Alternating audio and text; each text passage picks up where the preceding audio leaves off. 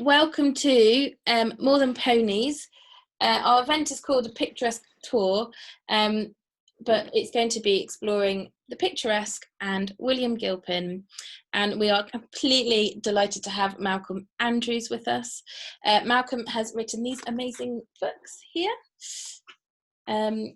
So Landscape and Western Art and the Search of the Picturesque, and lots of other different bits of writing. And I'm going to introduce you to Televistas to start off with. So Televistas is a More Than Ponies programme that has come about to happen within the COVID crisis. And we're based, More Than Ponies is based in the New Forest. We had a launch programme that got delayed, so we haven't actually had much of a public programme. But what we decided to do was to explore landscape and the picturesque, because William Gilpin is from this area, was based in this area. And we're broadcasting landscapes for a period of June, July time, occasional broadcasts of landscapes, collaborating with local individuals and groups and organisations to share their landscapes. And it's really this first stage is really a kind of co-investigation of what landscape and the picturesque may mean for us today. And then there's going to be a series of artist commissions happening and released throughout August and September. As part of the first stage of co-investigation, we have a couple of talks and a couple of workshops, and Benjamin Deacon, who's here with us today, is a painter who deals with landscape quite a lot, and you will be doing, Ben, a workshop for us on augmenting landscapes. I think some of it's going to be finessed and inspired by maybe a visit down here and the talk today. And then we have Malcolm. So you are joining us from Kent. Is it Kent that you're from, Malcolm? Yes, it is. Canterbury in Kent. Yeah. And you've got a great presentation that you're going to share with us, and then we're going to have some Q&As. So just so everybody knows, today is being recorded and it's also live on Facebook. I mean, no attendees' faces will be seen, but just so you know, if there's any questions or anything that come up, I'll use first names, but just so you're aware of what's going on.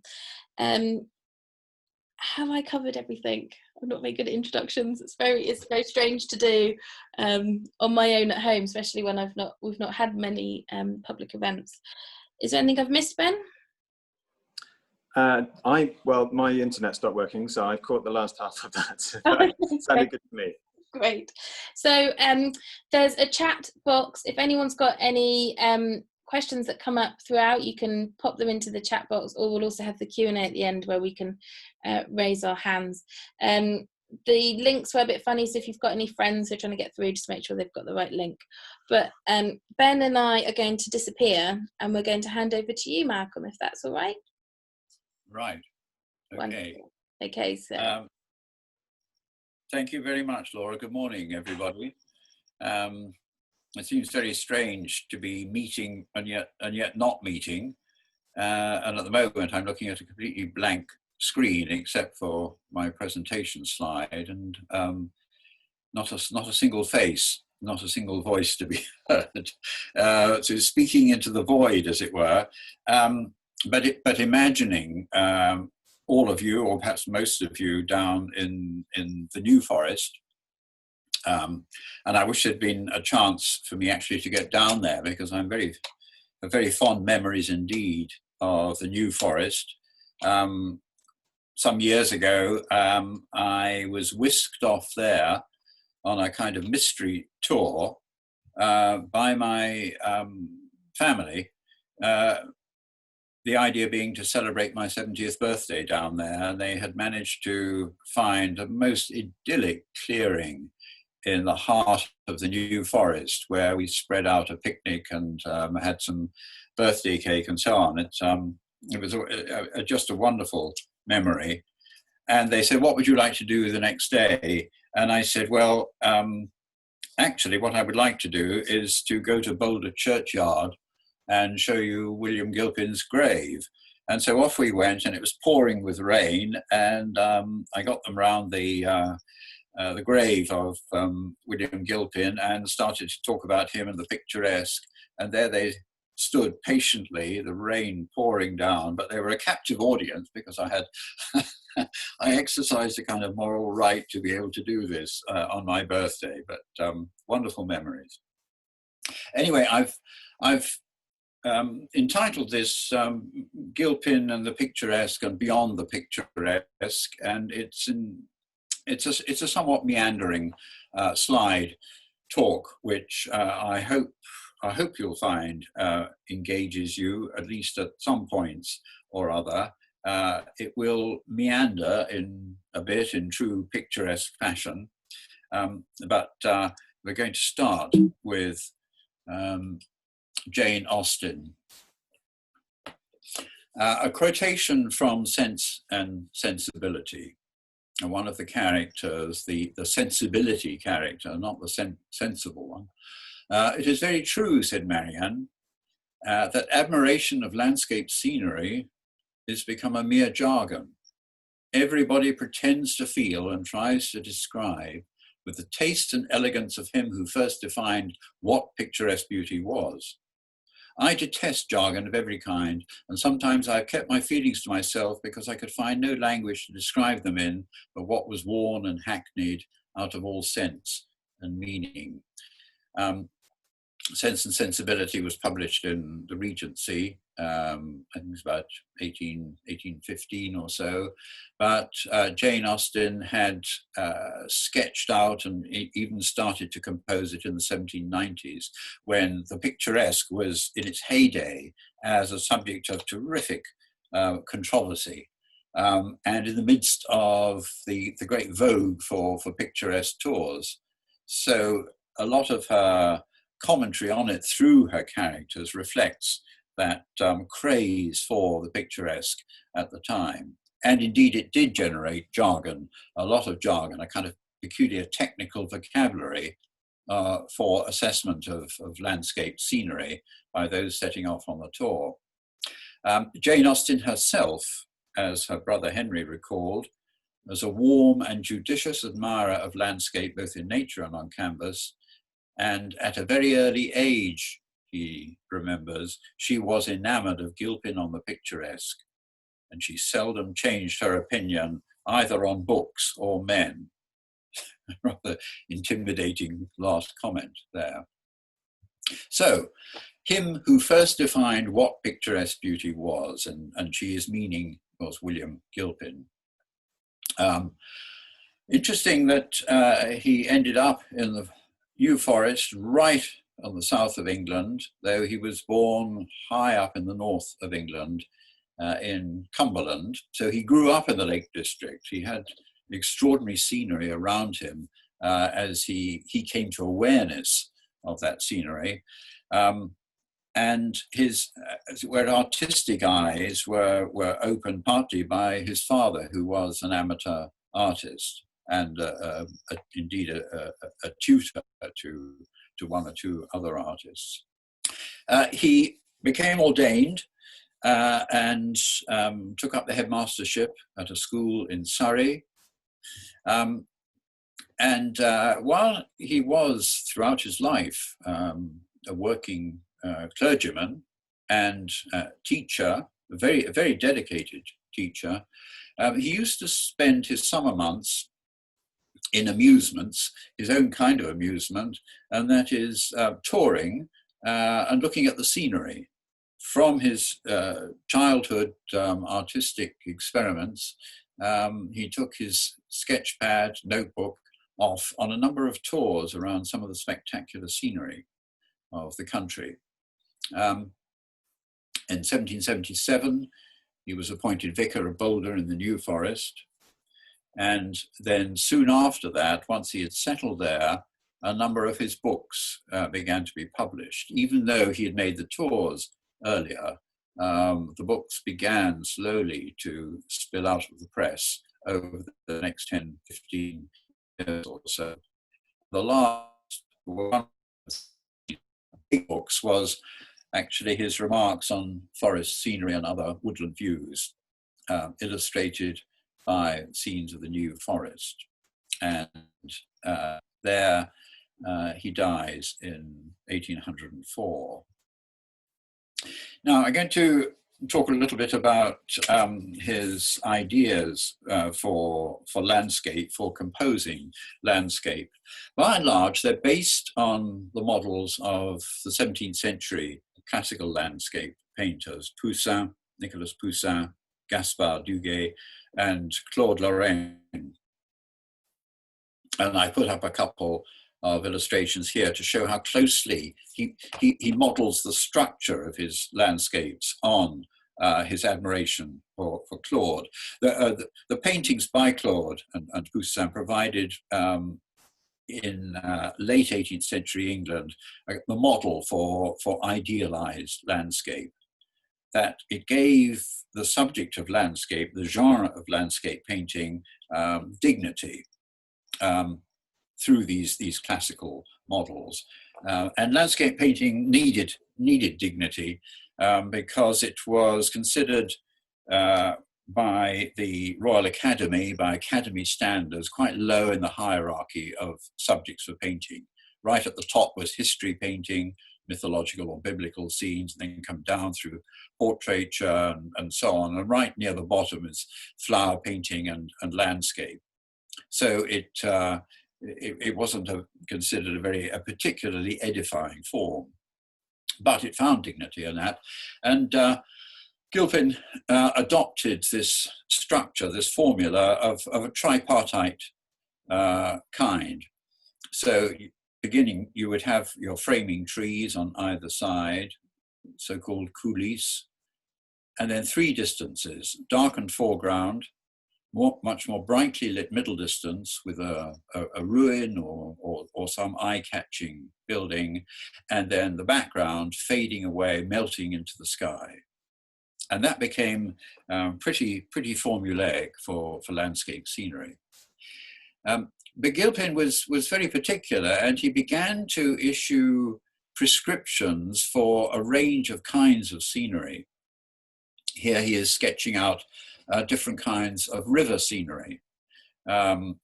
He said that there are four parts to river scenery. There is the foreground, the river itself, the side screens, the converging and the widening banks, and then the back screen, the background, which is the direction towards which you're traveling, that terminates the view. And it either might be the river disappearing to the distance, or screens of rocks or banks or trees or whatever. Quite methodically arranged, so much so that he gave prescriptions on how you group cattle. And here is his notebook, and the text goes, two will combine very well, 2 cows, or 3, and you can do this with sheep as well. 2 will combine very well, or 3. If you increase the group beyond 3, 1 or more in proportion should be a little detached. This detachment prevents heaviness and adds variety. It is the same principle applied to cattle which we before applied to mountains. And you get some sense of the flavor of Gilpin's discourse as an advisor, a guide to landscape composition, because everything, mountains, trees, cattle, whatever, become just purely instruments which you dispose around within the rectangular frame in order to come to something like a Claude composition, an attractive Claude composition. And this was pilloried by Jane Austen in Pride and Prejudice. Mr. Darcy invites Elizabeth to join a walk, and Elizabeth says, no, I think I won't. And she invokes the picturesque. No, stay where you are. You are charmingly grouped and appear to uncommon advantages. The picturesque would be spoiled by admitting a fourth. So she decides not to join the walk, and comically refers to Gilpin's picturesque. So to the word itself, very, very vexed it became in ways that Gilpin could never have imagined.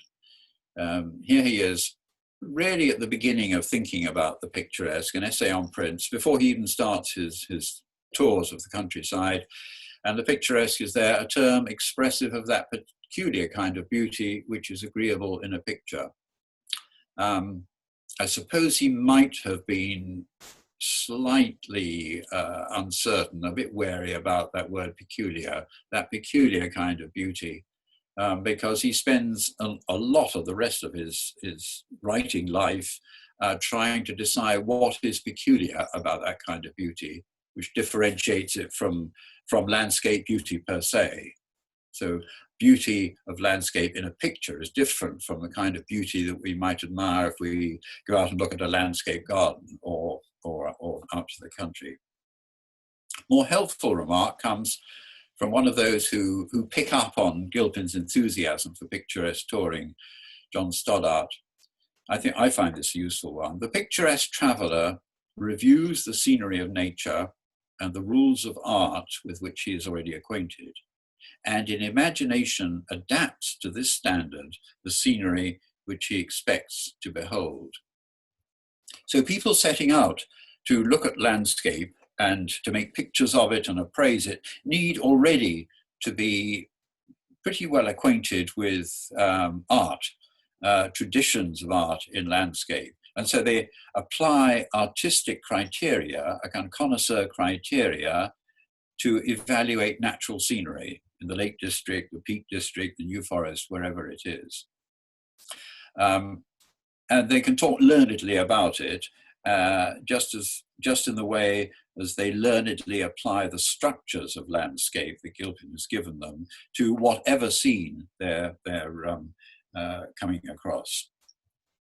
So it starts in 1768 as a term expressive of that peculiar kind of beauty, says Gilpin. By 1849, look what's happened. Here's John Ruskin in Seven Lamps of Architecture, talking about the word picturesque. He's drawing a deep breath because he's going to try and analyze it. Probably no word in the language, exclusive of theological expressions, has been the subject of so frequent or so prolonged dispute, yet none remain more vague in their acceptance. In fact, the picturesque just became vaguer and vaguer. But that's from such an articulate art critic, for him to say the picturesque is virtually ungraspable now by the middle of the 19th century. And it travelled, as that diagram below suggests, from an adjective, from an innocent adjective, picturesque beauty, to a noun, the picturesque, a noun immensely fraught and controversial in its meaning. So we'll try and unpack a little bit of that as we go on. But let's go back to the relatively simple business of picturesque touring as it was launched by William Gilpin. His first trip was down the River Wye, from Ross on Wye to Chepstow, the mouth of the Wye as it issues into the River Severn. This was in 1770, a summer tour by boat down the River Wye. 12 years later, his book, Observations on the River Wye, was published, because the delay is because he couldn't find a way of reproducing the little sketched illustrations that he did, a satisfactory way. But between 1770 and 1780, the technique of aquatinting came to England and was discovered and was popularized, and that suited him perfectly because it represented, through its aquatint's imitation of washes, it represented to Gilpin a much more faithful way of reproducing his own pen and wash drawings. So he opens this. We travel for various purposes. This is his self-introduction to the public. We travel for various purposes to explore the culture of soil, to view curiosities of art, and so on. The following little work proposes a new object of pursuit, that of not barely examining the face of a country, but examining it by the rules of picturesque beauty, that of not merely describing, but of adapting the description of natural scenery to the principles of artificial landscape, and of opening the sources of those pleasures which are derived from the comparison. So it's that relationship back and forth between establish works of art and principles of composition, and the landscape that you see around you, from which you choose particular views and adapt them to those formulae, those structural formulae suggested by Gilpin. So he starts at Ross, and here you can see one of the little sketches that he did of this horseshoe bend at Ross. And then he starts to discuss or evaluate this scenery, and you can see how in the sketchbook, all these crossings out, he's feeling his way towards how to appraise landscape.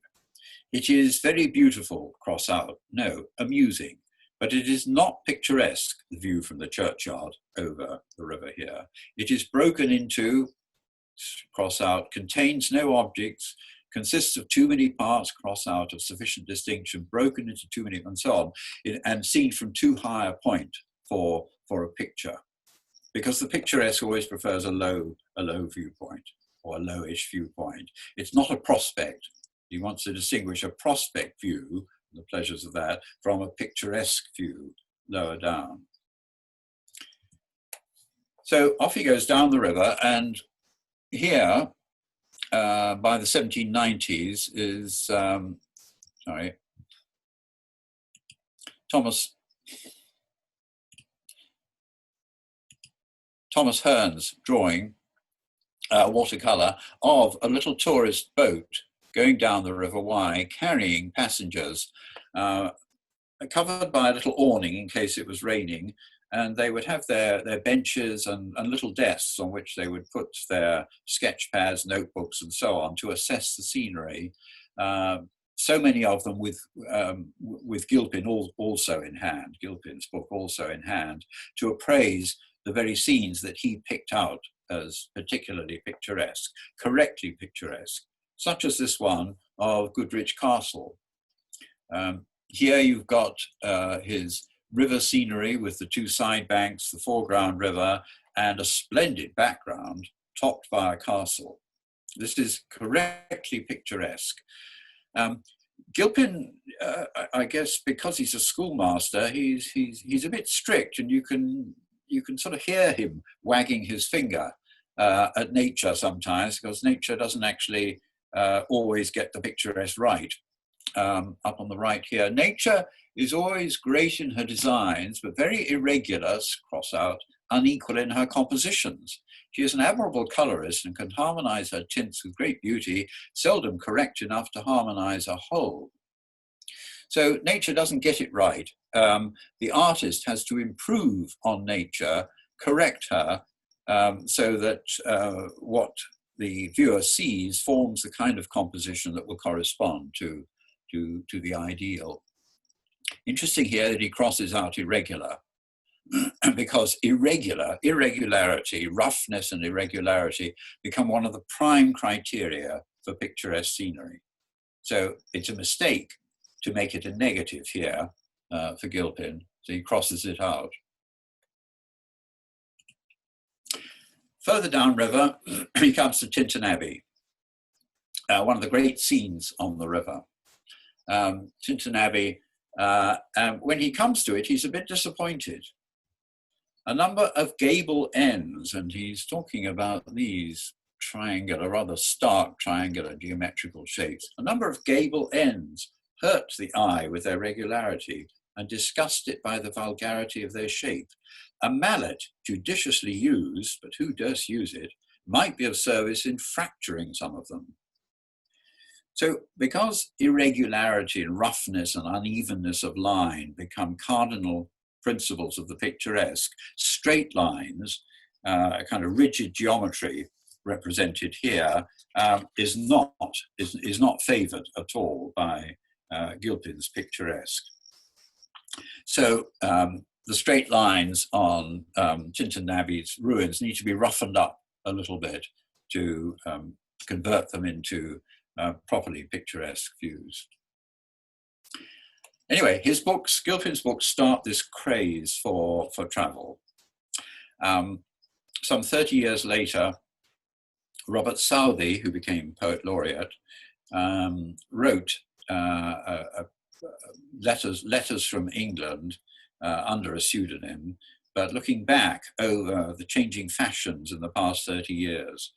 While one of the flocks of fashion migrates to the seacoast, another flies off to the mountains of Wales, to the lakes in the northern provinces, or to Scotland, some to mineralogize, some to botanize, some to take views of the country, all to study the picturesque, a new science for which a new language has been formed, like Marianne's jargon in Jane Austen's Sense and Sensibility, for which a new language has been formed, and for which the English have discovered a new sense in themselves, which assuredly was not possessed by their fathers. To confess the truth, I've myself caught something of this passion for the picturesque, from conversation, from books, and still more from the beautiful landscapes in watercolours in which the English excel all other nations.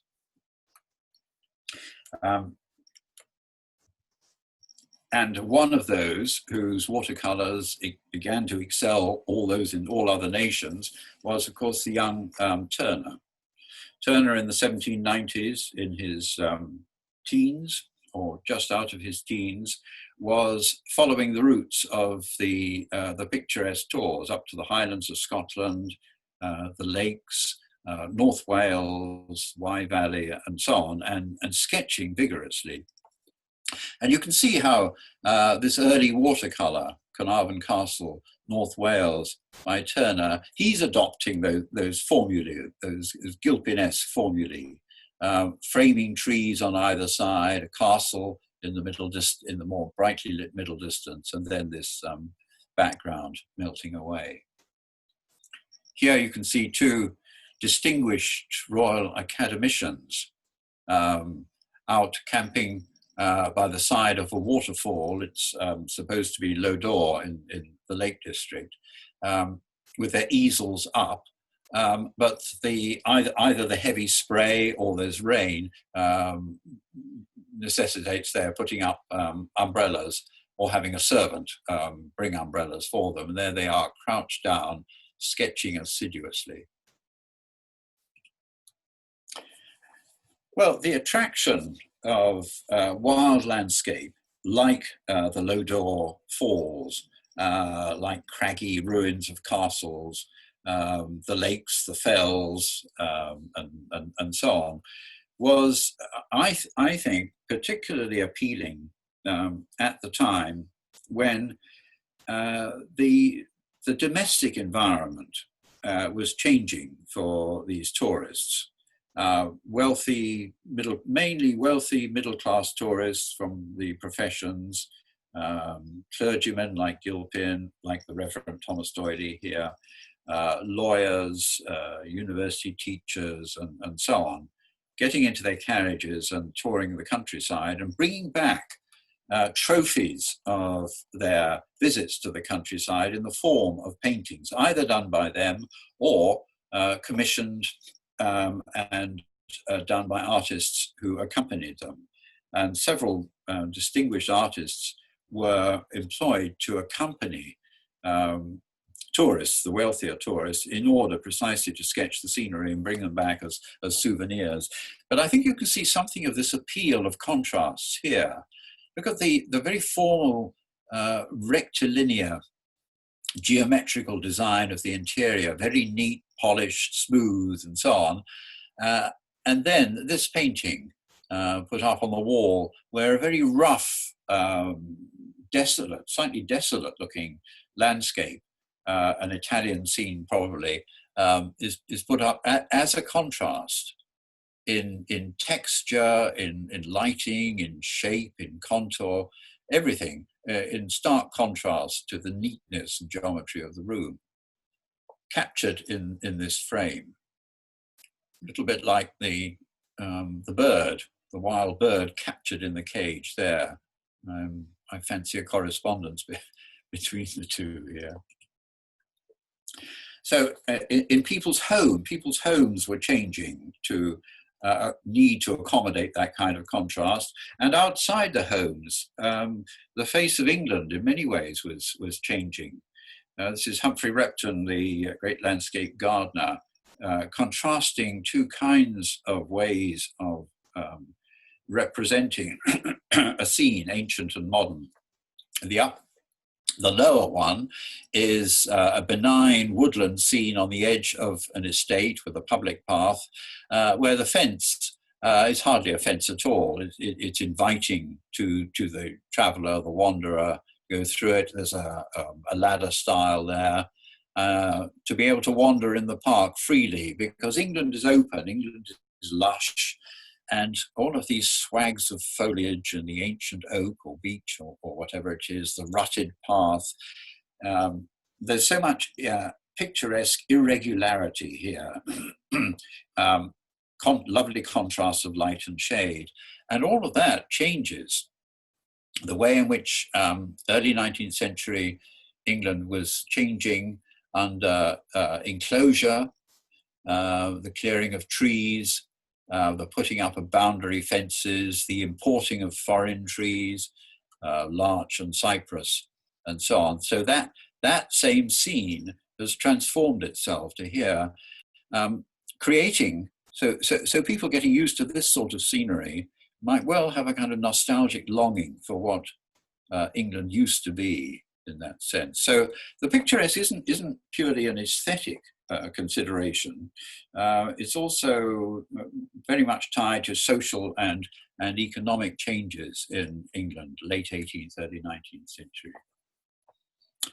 Here are the tourists again, from Jane Austen's world, appraising the ruins and this rustic village here. And the ladies from the late 18th century here enjoying the view of a peasant woman and child with the background of Rosslyn Castle. And there she is operating a camera obscura device. This fondness for peasant life and for rough scenery is picked up by Gilpin in his book Observation on the Lakes of England, up in the Cumberland. Here he writing, moral and picturesque ideas do not always coincide. In a moral light, cultivation is pleasing, hedge, furrow, cornfield, sheaves, and so on. But the picturesque eye looks at these with disgust. It ranges after nature untamed by art and bursting wildly into all its irregular forms. It's the same with figures in a landscape. In a moral view, the industrious mechanic is a more pleasing object than the loitering peasant. But in a picturesque light, it is otherwise. The arts of industry are neglected, and even idleness, if I may so speak, adds dignity to a character. So the lazy cowherd, the shepherd, the wandering gypsy, the dishevelled poor, all of these become prime picturesque subjects in the human context. So ruined buildings, ruined weathered buildings, whether it's abbeys, castles, or even humble cottages like this, again become prime picturesque material. The means for capturing this kind of scenery began to proliferate. The camera obscura, you saw in that Rosslyn Castle painting here, the two ladies wielding this camera, there's a lens, and inside the box is a mirror at a 45-degree slant, which then throws up onto a plate here, a glass plate here, the image seen through the lens. So it comes in, bounces off the mirror surface and up onto there, and you lay your tracing paper over that and can trace the image pictured on the glass plate. Tinted glasses for changing, like a camera filter. Tourists were often very busy and rushed in their tours, and therefore, if they got to, say, Windermere on a sunny morning, but actually they really wanted a sunset at Windermere, but there's too little time to spend there. They've got to whiz off somewhere else, so they can get out their orange sunset glow glass and image the landscape through that and do their drawing. And likewise, there's a moonlight one here, or hoarfrost one. and a morning glow here. The claw glass, that was perhaps the easiest to use, a miniaturization of this larger glass here, slightly convex so that it has the effect of bowing in side screen trees so that they cut the landscape. It's a bit like a car wing mirror. It compresses the picture usefully. So when you get to the scene that you want to copy, to sketch, you turn your back on it, put up your claw glass, look at the reflection, and take your picture from the reflection in the claw glass, the slightly compressed in the claw glass. And as the tourist industry developed, so a kind of infrastructure for tourists developed. Maps led tourists to particular stations. Here on the banks of Derwent Water, West's first station, referring to Thomas West, one of the most famous guidebooks. West's seventh station here, from which you could get views that were described in quite a lot of detail in the guidebooks. So very often the more enthusiastic picturesque tourists would make a beeline for these stations and set up their easels on exactly the right spot to get exactly the right combination of side screens and distances and so on. And then in response again to that, structures began to be built, belvederes, viewing stations on the stations actually designated by West's first station. So this one on Windermere, still standing, owned by the National Trust, Claife Station. You were led up a winding path from the lake, and your first view of the lake was only when you got up here. You went into the back of this building and then up the stairs onto the first floor, and it was created like a drawing room with a fine bow window which gave 3 separate framed views over the lake. Harp music might be playing in the background. The walls, then plastered, because it looked like an 18th century drawing room, were adorned with pictures, prints of other famous landscape scenes. The windows themselves were glazed, and at the side of the windows you would have coloured glass. So you could just move your head a little, and you could get through the blue glass a moonlight view, or here through the red stained glass a sunset view. A summer house at Rydal was converted for the picturesque tourists to give them a very pleasing view.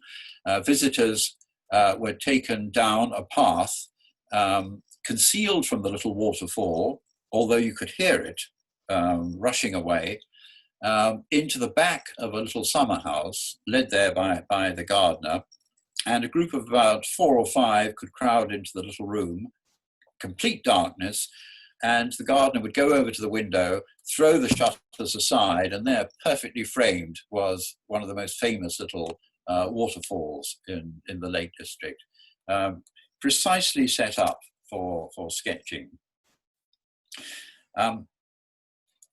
So moving on just to some of the implications of this in the last part. Up in the Lake District, Thomas Gray, wielding his clawed glass, wrote to a friend, 1769, "I saw in my glass a picture that if I could transmit to you and fix it in all the softness of its living colours, would fairly sell for £1,000. You can see very quickly there how landscape becomes commodified. If you can capture it, frame it, fix what is living, it's a bit like big game hunting. You go out and shoot a stag and take its head off, and then stuff it and stick it up on the wall. Something of the same thing happened to wild scenery. If I could transmit it to you and fix it in all the softness of living colour, which of course we can do with mobile phone cameras now. But Gilpin makes something of the same comment. We should give any price to fix and appropriate the scene. he's thinking of using the Claude glass as he's riding in a carriage and reflecting all of the scenes as he passes. We should give any price to fix and appropriate the scene. That fixing and appropriating and pushing it into a frame just seems so much an anticipation of our practices, our perceptions in the 20th and 21st century through the camera viewfinder, television screen, laptop, so on. Landscape is effectively processed into a rectangular aesthetic commodity. Gilpin's comment, nature gives us the materials of landscape, but leaves us to work them up into pictures. She gives us corn, nature there, but leaves us to make bread.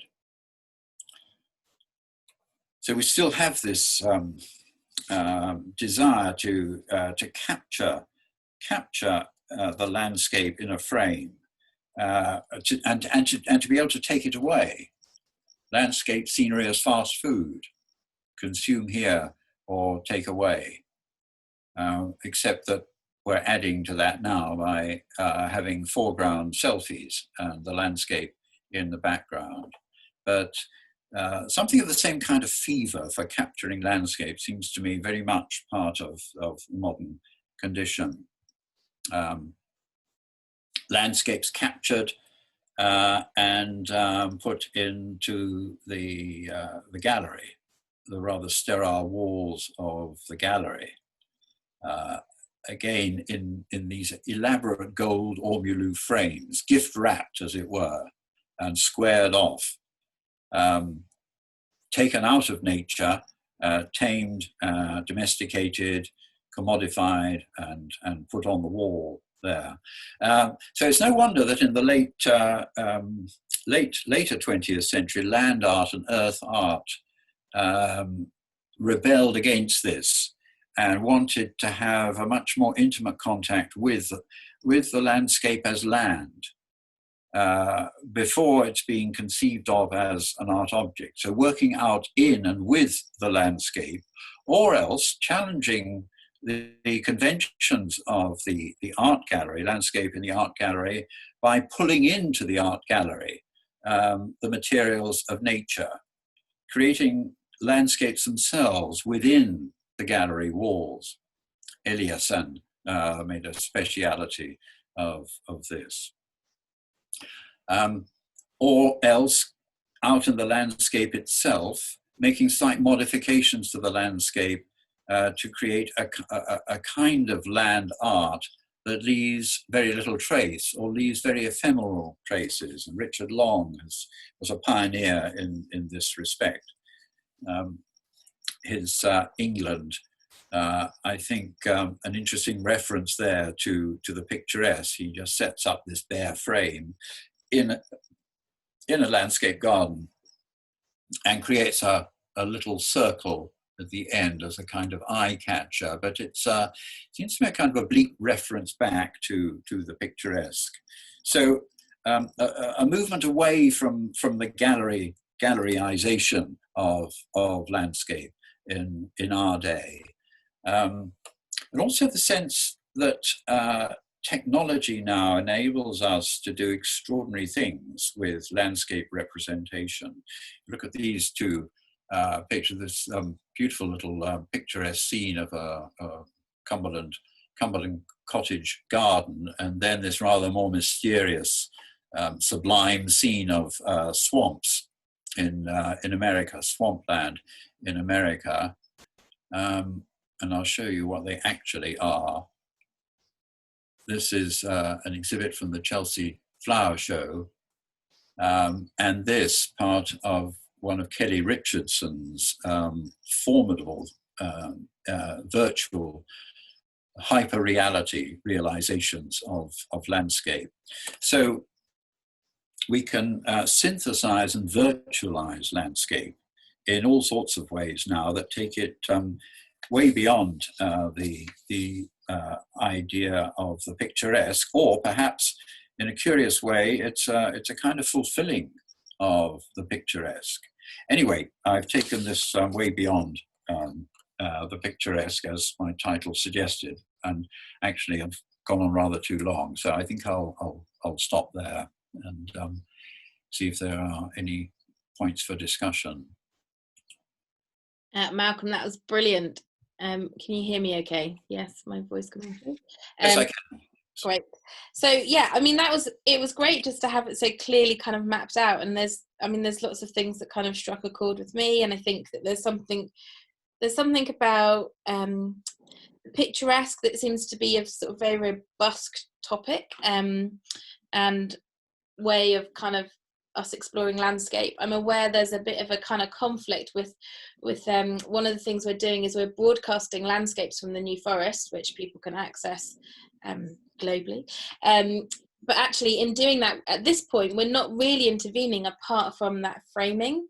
So those last two kind of really kind of struck a chord, and actually that framing can be that intervention and that controlling of it. And actually, that's one thing I wondered, because with all of when I've been reading Gilpin, and I've been really thinking about his rules and things being right or wrong. Are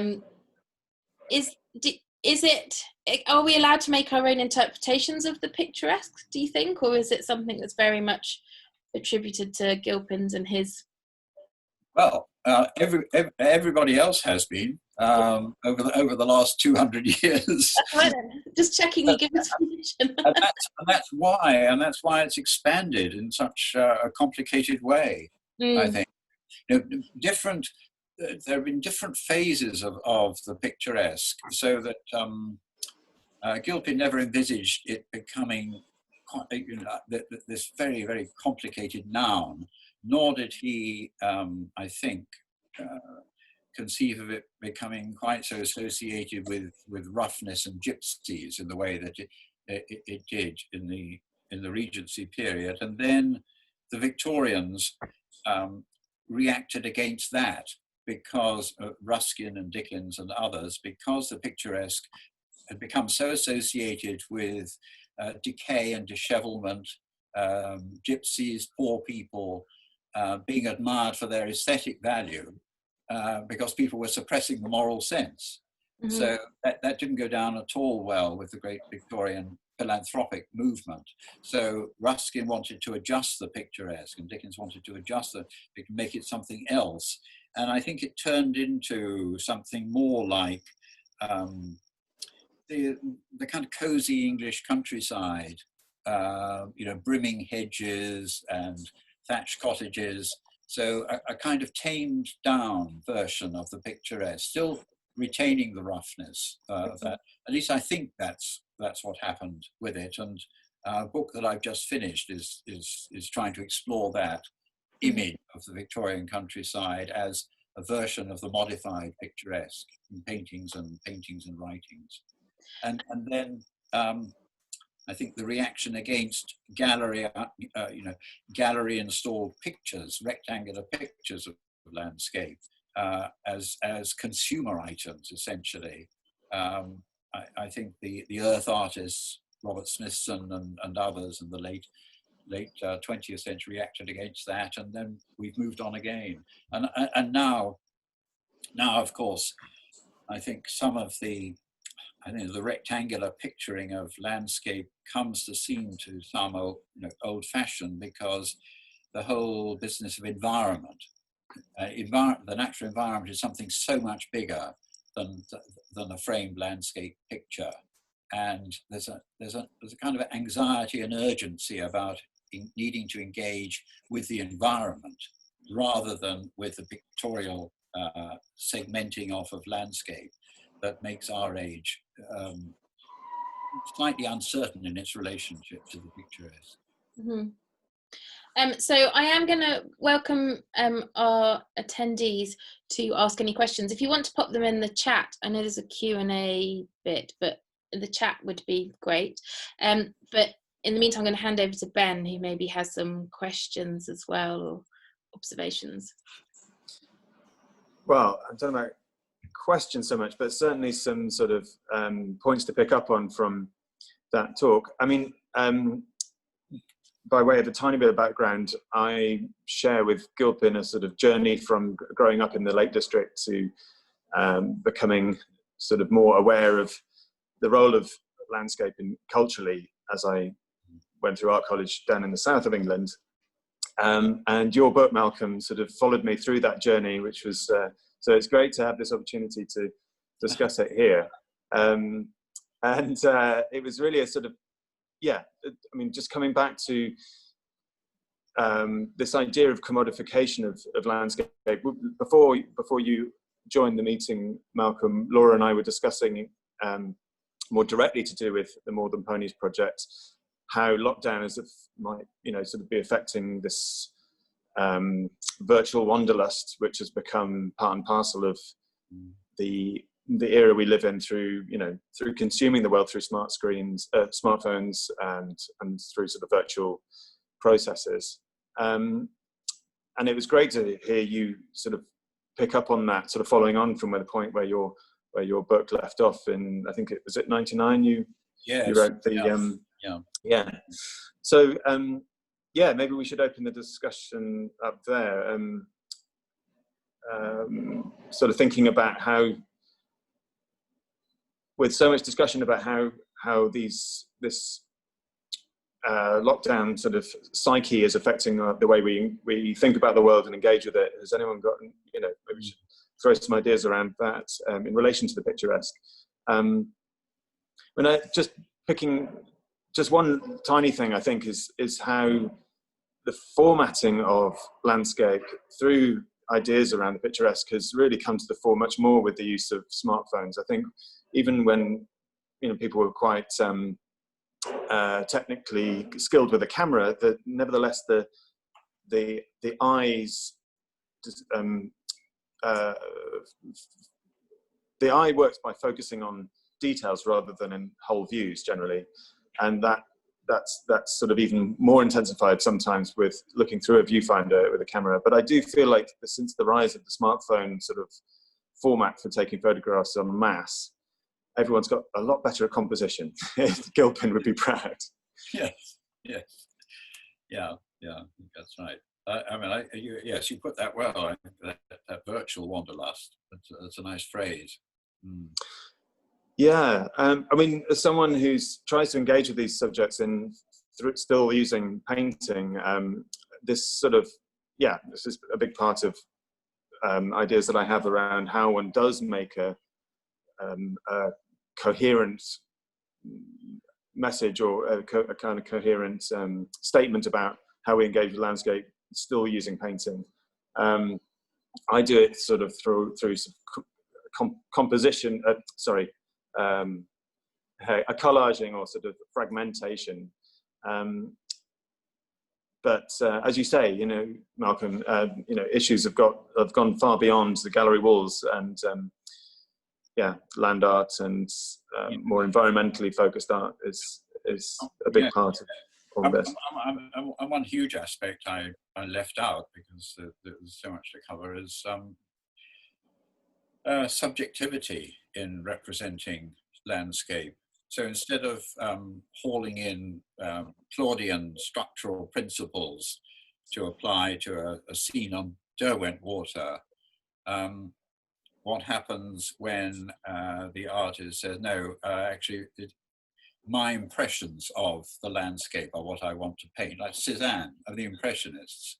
And that leaves out all sorts of, it challenges the picturesque in all sorts of ways because you're not painting the objective scene manipulated according to artistic standards. You're interpreting your impression of it and trying to represent that on canvas or watercolor. So it transforms the whole debate. Yeah, absolutely. I mean, you. There's actually a question another thing I'd like through about that idea. Oh yeah. I've got two questions, but I'm going to say Victoria's or Vic is interested in the act of falsifying the landscape through the picturesque, specifically at a time when the landscape was being fenced off, industrialized, quarried, etc.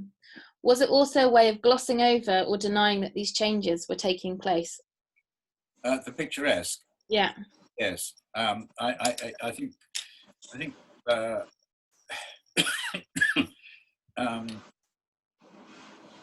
Yeah, it's complicated. It becomes political at that point, and I think one of the early exhibitions of landscape in the 1960s, 70s picked up on this and talked about the picturesque as a holding operation for the squirearchy.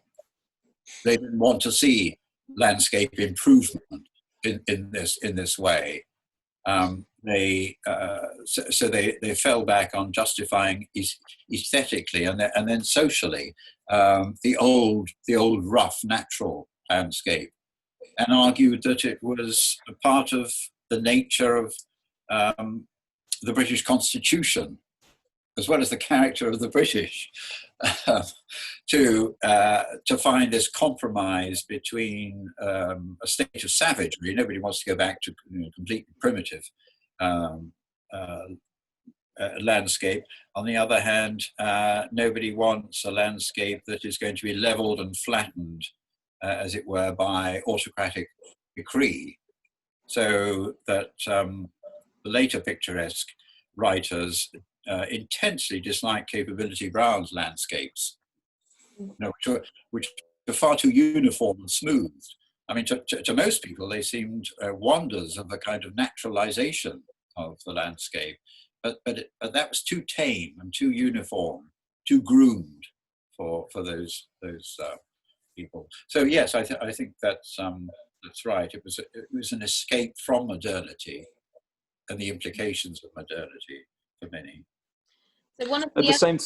Sorry, I'm going to just add the question. I just wanted. That's all right. You carry on, Ben. You carry on. Yeah. I mean, I just wanted to pick up on that idea because I mean, because it's such a broad topic. You mostly focused on sort of Western European and British art in the context of the talk, but I mean, maybe it's worth mentioning that the picturesque, once it arrived in America, it spawned a whole different political and ideological sort of effect with the expansion of the West Coast and its sort of use as a marketing tool for manifest destiny and claiming the land. But then ironically, its sort of vessel was Thomas Cole, who grew up in Lancashire and was trying to use the tropes of the picturesque as a warning to American society that they were going down a particular route, but it sort of backfired somewhat. You can probably tell that story more eloquently than me, but I think the point being that it was the picturesque became something very powerful, but Gilpin was maybe didn't quite realize what he was unleashing on the world. I mean, it has connections also with the conservation movement. Yeah. The picturesque preference for the rough and the irregular, for getting away from smooth cornfields and industrialization and factories and the rest of it. That certainly played a part in the conservation movement and the kind of national parks, protecting the national parks, rough, open area. Yeah. Well, I just there's one tiny anecdote that might be quite amusing, is so my school bus route and went along the national park boundary when I went to school in the mornings. And so it was only later I sort of realized this was a boundary between ideologies about aesthetics and landscape. But at the age 12 or whatever, I was sort of eulogizing about the view of the fells in the background as the sun came up, and this farmer's my friend from a nearby farm just told me, well, I think those mountains are ugly. I think they should flatten them so we can get some decent pasture land. That's it, exactly. I think it's interesting, that kind of conservation as well, because one of the things in sort of developing televistas was this idea of distance, and actually what's that value in keeping human at a distance to landscape, and there's these elements of kind of conservation and possibilities that it draws in. But talking about, we've got a question from Claire about international perspectives on the picturesque. Is it a specifically British English phenomenon? Does it compare to other traditions of landscape in Europe and beyond? And Claire is in Mexico City and grew up in Exmoor. Wow. Well, that could probably I think that's tricky. I mean, the word itself probably comes from Italian, pittoresco, and then it designated something perhaps slightly different, but it did seem to refer to the preference in painting for rough, bold, broad effects in the handling of landscape painting. Ben's talked about its adaptation for the kind of American agenda, expansion and Hudson School and so on.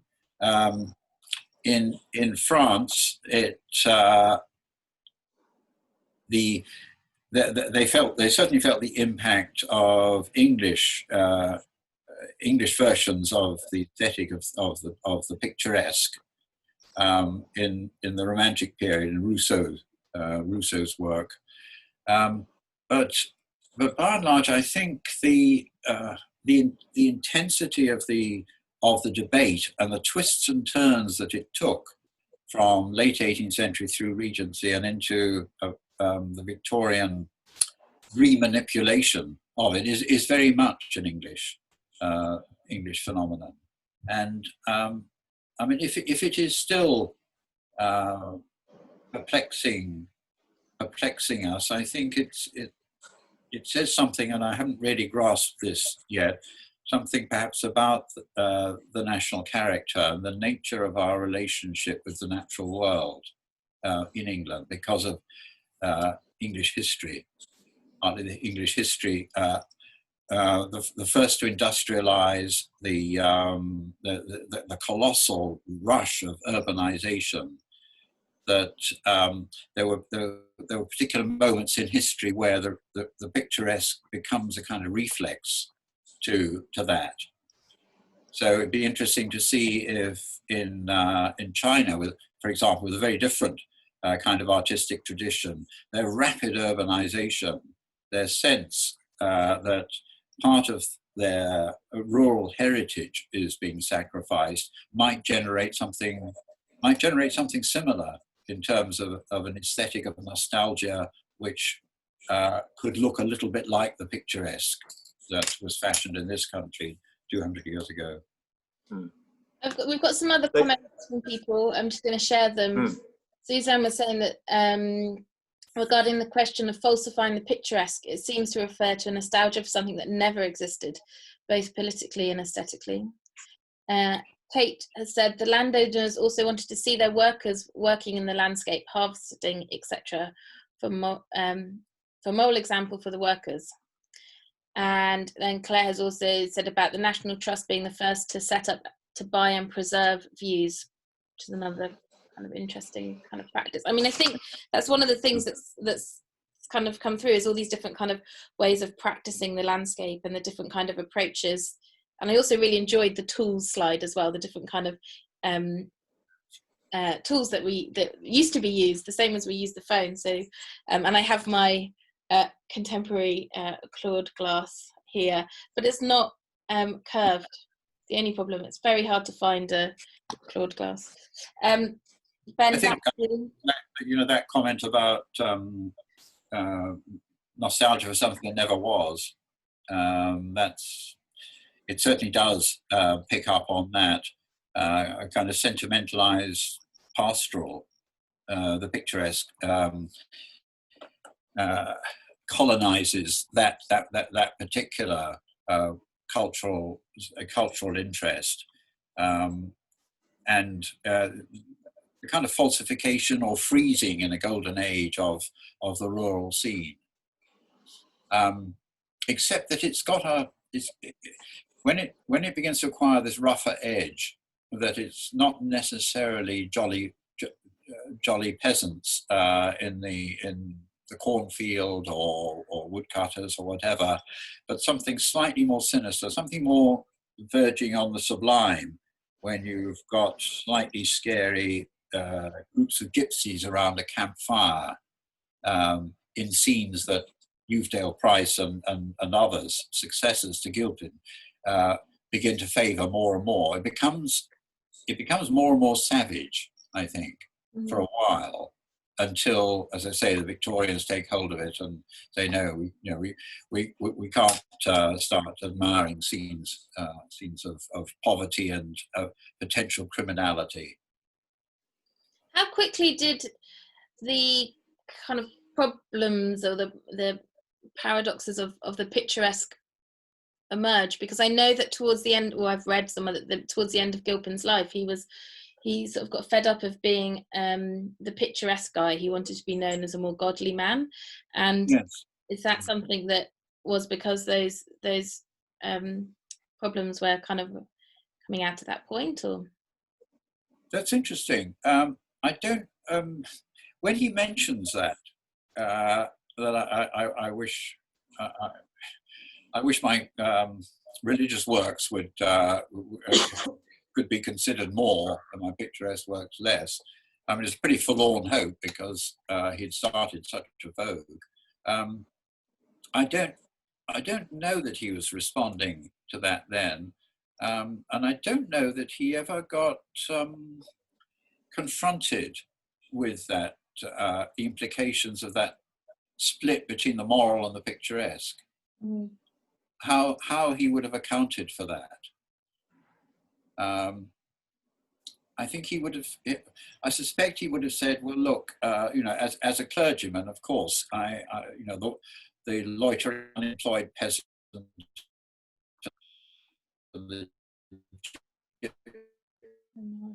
see change. Artist, I wouldn't want them changed at all. I just want them to pose in a more interesting fashion, but stay exactly as they are." So it may be, yeah. Ben.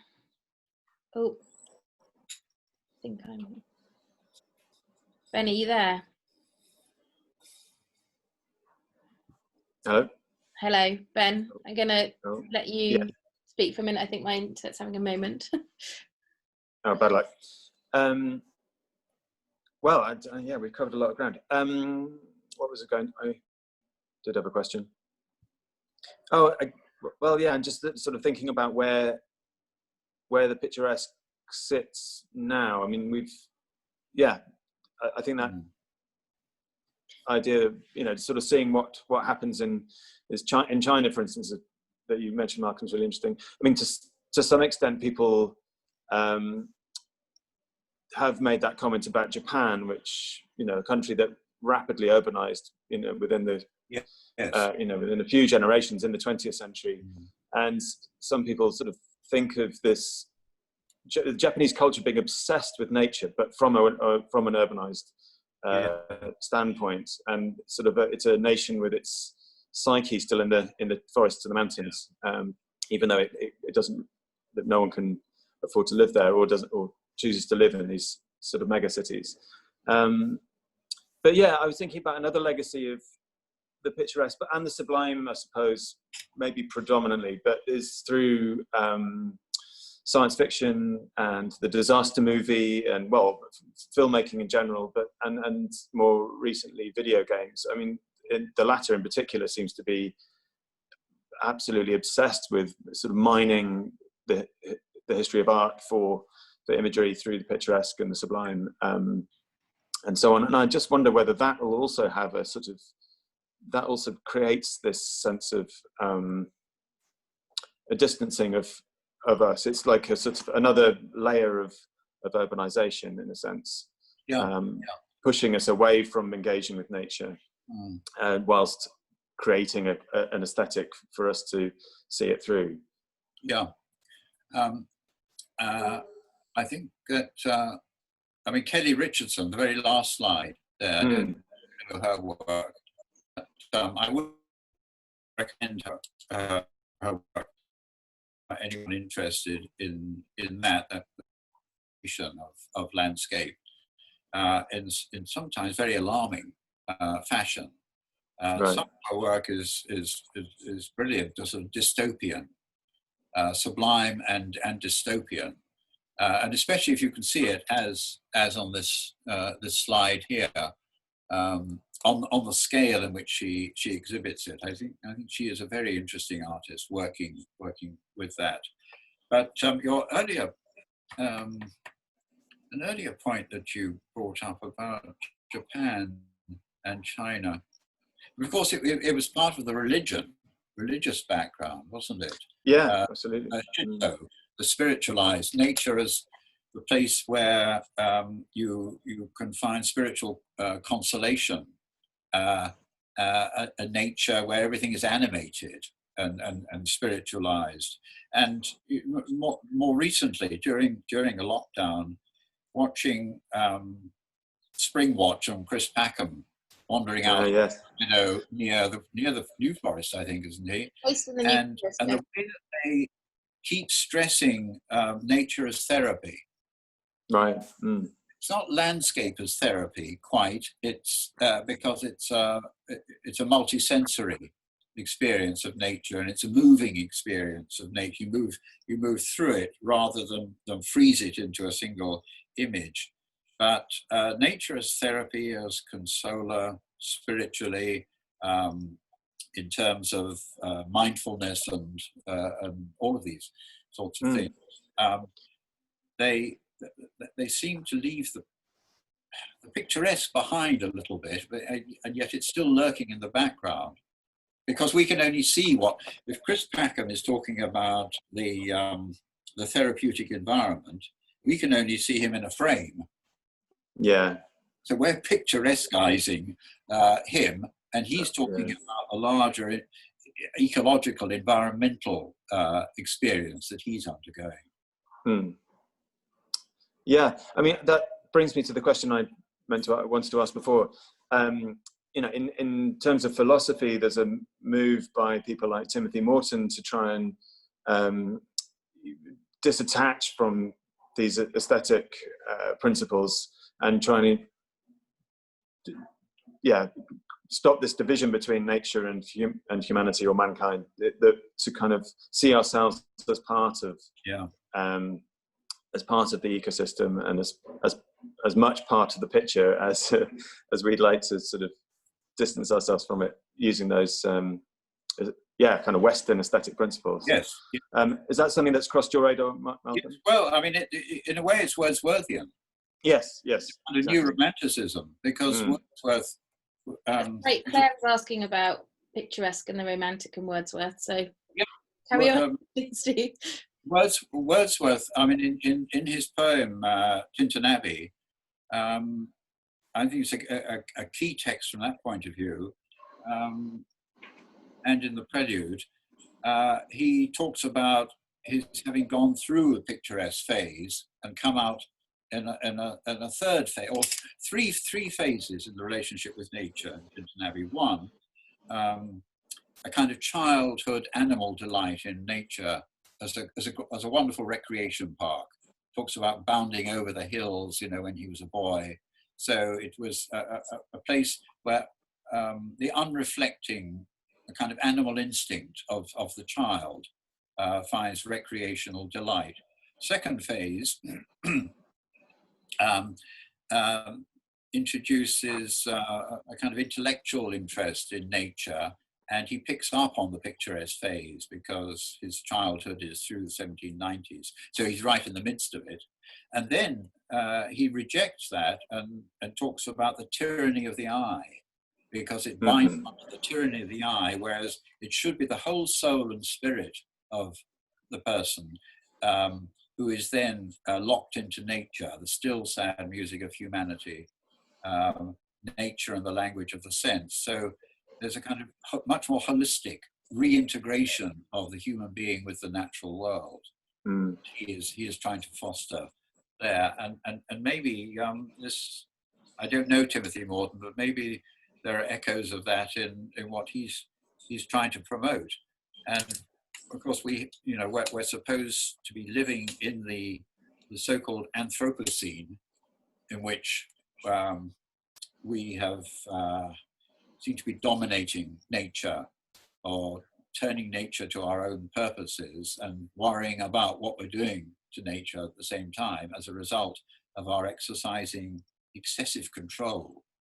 And perhaps the COVID is seen sometimes as nature's instrument of revenge against what we're doing. So I think there are, in a way, more urgent questions of the picturesque in the current nature of our relationship that we are trying to work out with the natural world. Yeah. I mean, I thought another sort of thought, thinking about the role of imagery as part of this, the idea of the Anthropocene and the impact of humanity on the world. There's another whole sort of genre of image making we haven't talked about, which is satellite imagery and sort of images of the Earth from above. I mean, and people with a specific sort of aesthetic agenda with those images, like someone like Edward Bertinsky. But now that kind of imagery is sort of accessible to anyone who can log onto a computer. And yeah, it's almost as if it's only by ridding ourselves of the principles of the picturesque that we get to see the real truth behind our impact, in a sense. It was all too easy to sort of airbrush out the details with all those aesthetic principles Gilpin sets up, and that's become so sort of internalized now culturally that it's only by when we have the sort of the lens turned down on ourselves, as it were, that the truth is revealed. Would you agree with that? That's an interesting one. That expansion of our awareness of the total land that we've been used to parceling up into tiny little rectangles and selecting scenes from, or fragments of, I think certainly does change things. It heightens our awareness of our responsibility for the whole planet by being able to see it and to sense it as a kind of pretty vulnerable globe out there. I mean, it's not as huge as we thought. Yeah. It's shrunk. It's had the effect of alarmingly shrinking our sense of the home that we have.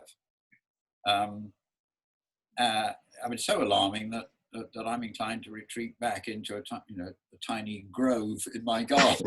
I go back to picturesque. Sure, yeah. Almost as a reaction. It's just it's too big. But maybe the solution is in this picturesque, is in the seduction of the picturesque and how that can draw attention to things. So not just looking at the problems of it, but also this kind of mechanism of the seductive image, or this kind of the virtual wanderlust that you were talking about, Ben, is a kind of interesting phrase. And you began your presentation, Malcolm, with describing your visit to Gilpin's grave, and I've been quite a few times, but I've put a little video. I need to check that all of it's on there, of a visit we made on Saturday to Gilpin's grave, and I couldn't kind of quite work out. I was like, why are we going here? Why am I putting this onto video? What does it mean to go to someone's grave and share it? I mean, it's in a very picturesque setting, so that's one reason why to share it. But I just thought that was interesting that you started with that, and I was like, oh yes, I've got that I can share with everybody. But I think that that duality of the picturesque is where that kind of really interesting kind of texture and possibilities can exist, and particularly with this project where we're looking for lots of different people to contribute and a variety of views, and we're commissioning artists from Europe and in Argentina, so we're looking at views from afar, which is something that we're able to have quite an instantaneous sharing of. So we will keep sharing our findings and see where we get to. But I'm aware that we've been going for a long time and we've taken up a lot of your time, Malcolm, and it's been incredible to... I mean, it's been wonderful to me as a kind of exploration and chance to talk in this pretty relaxed way about this and share ideas. Just one other thing has suddenly come to mind. I was in China last year giving some talks about Western landscape, and somebody mentioned the way in which the Chinese used to use those scroll landscape that you open out. Yeah, they've been talking about that to me. There's lots of connections of like, oh yeah. And they said, well, what they use it for is a way of mind wandering. Yeah, right. Mind wandering, so that there is a Chinese word for virtual wanderlust, but I can't remember what it is. Okay, well, that's something to look at. That it's come around like that. Yeah. Anyway, yes, perhaps it is time to wind up. Well, you also kindly said, so I'll share your email address, Malcolm, with some of our attendees who had a couple of questions. You've got it, haven't you? Yeah, and so I will send an email to people who are here and a couple of questions still. Happy to hear more. And I'd just like to thank you so much for your time, and thank you for your time, Ben, as well. It's been great to have this conversation, and it's it's been clearer about what the picturesque is, but it's really revealed the layers and the politics and the variables within it, which creates a really interesting texture for televistas to build up from a sort of foundation talk basically for us. So thank you so much. We really, really appreciate it. And there is no way, I don't think I can do a virtual round of applause from everybody. So Ben and I will just do a little kind of round of applause.